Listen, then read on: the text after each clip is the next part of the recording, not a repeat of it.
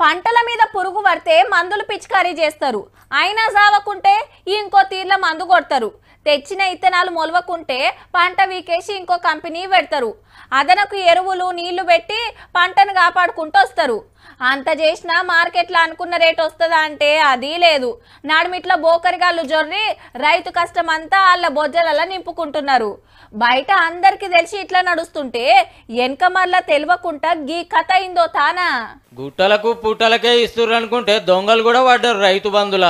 రంగారెడ్డి జిల్లా కొందుర్గుల వ్యవసాయ ఆఫీసర్ శ్రీశైలం గారు సింపుల్ గా ₹1,00,00,000 కమాయించిండు. ధరణి నుంచి వచ్చిన డేటా చూసుకొని ఎవరెవరు క్లెయిమ్ చేయటం లేదు, మేబీ ఎన్ఆర్ఐస్ ఉండొచ్చు, అంత సార్ చేతుల పని.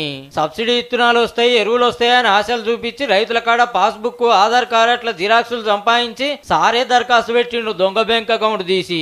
ఫోన్ నెంబర్స్ అయ్యగారిదే కాబట్టి పంటకు టింగు టింగు అని రైతు బంధు పడుతుంది. ఇది ఒక్కటే సాలదని రైతుల పేరు మీద దొంగ డెత్ సర్టిఫికెట్లు పుట్టించి 20 మందిని చంపేసిండు కాగితాల మీద. మనిషి 5 లక్షలు అంటే ₹1,00,00,000. ఈ 2 స్కీముల పుణ్యాన 3 ఏళ్లలో 2 కోట్లు కమాయించి 10 ఎకరాలు కొన్నాడు పనిమంతుడు. మరి ఇప్పుడు ఎట్లా బయటపడ్డదంటే ఇన్ని ఒకటి చనిపోయినాడు ఒకడే ఉన్నాడు కదా, ఇన్ని 5 సార్లు ఎట్లా క్లెయిమ్ చేస్తారని చెప్పేసి వాళ్ళు అట్లా పెట్టుకుని ఇది చేసి హాజ్ యాక్సెప్టెడ్ చేసినని చెప్పిండు. ఒక్కలే 5 మాటలు చచ్చిపోయినట్టు అప్లికేషన్ పెడితే ఎన్నో కాడ దొరుకుతామనే చిన్న లాజిక్ ఎట్లా మర్చిపోయిండు గంత తెలివి కల్లోడు. అంటే దరఖాస్తు పెట్టిందే చూసిండ్రు కానీ రైతు బంధు ఎవరికి పడుతుంది, రైతు బీమా పైకం ఎవరికి పోతుందని చెకింగ్ చేసేటోళ్లే లేరన్నట్టు.